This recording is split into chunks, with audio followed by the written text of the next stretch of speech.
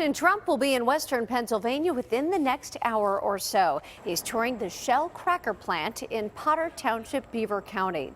The plant, which is under construction, is expected to bring hundreds of jobs to our area, and President Trump wants to know how this will affect our local economy. KDKA's Chris Hoffman joins us live from the plant ahead of the president's arrival. Chris.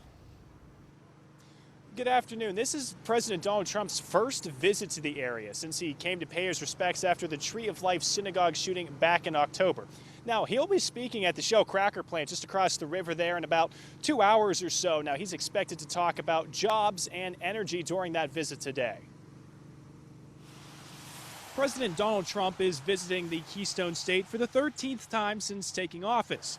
The cracker plant site will almost shut down, so 5,000 workers can hear his remarks.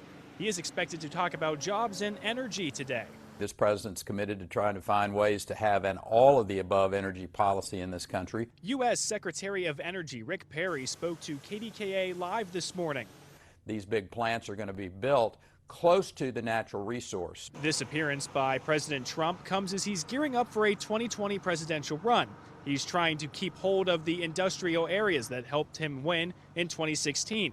He wants to show the efforts to capitalize on the natural gas availability in western Pennsylvania. The president understands that you have to have multiple sources, that you've got to have both coal and nuclear from the standpoint of uninterruptible sources of energy, as well as, this blessing that we've got of natural gas all across the country. President Trump is expected to tour the controversial 370-acre petrochemical facility that will break or crack natural gas to make plastic pellets. The balancing act for the governor here is to find the proper amount of taxation that will allow for the jobs to be created, the quality of life to go up in Pennsylvania.